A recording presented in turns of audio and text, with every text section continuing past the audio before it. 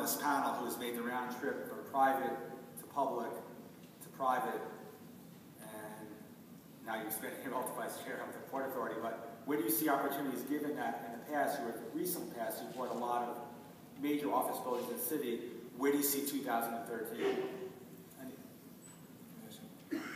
No, I mean, I think I'd echo a lot of what Wendy said and what Richard said about the environment being funky and volatile and more challenging to go out and find investment opportunities. I think sort of from a quick macro perspective, we sort of view the world that we're going through a lost decade, the U.S.'s version of a lost decade, but different than Japan. We're not going to have no growth. We're going to have just below trend growth and a much more volatile time while we go through the deleveraging that's happening around the world, whether it's European households, while we go through the structural changes that are happening in our economy as people need to change their skill set to find jobs and compete more globally than they had historically.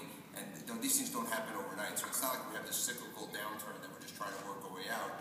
We have something more dramatic than that. And then obviously government policy dealing with the fiscal issues that we have and the challenges in terms of Social Security and other things of that nature that have got to be dealt with. So that creates volatility.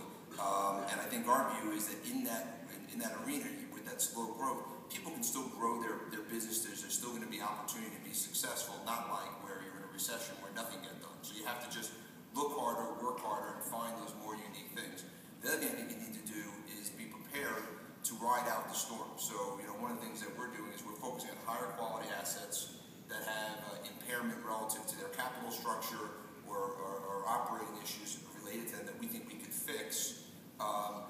Work on creating that value over a longer period of time using relatively low leverage and patient capital so that if this does take a long time, we'll be in a position where we can harvest the value at the appropriate time. But would you buy quality in a marketplace like Manhattan?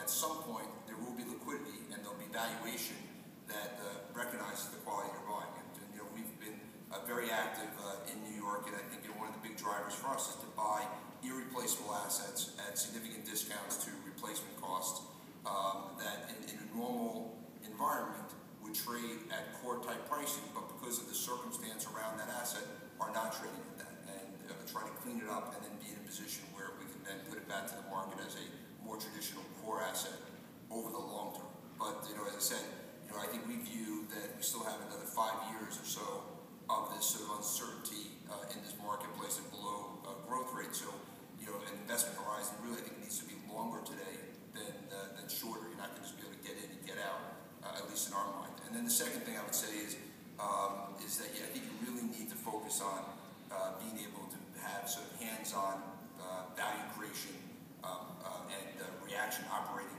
expertise, because of this market where there is volatility, you can't really put a business plan in place day one and just say, okay, I'm going to just let that business plan happen, because the world changes around that, just like we saw the storm. And so you need to react to the environment around you and have a pulse every day as to what's happening to be able to adjust to that, to make sure that you stay on course to create value, even though your business plan may need to continually change in this more volatile environment.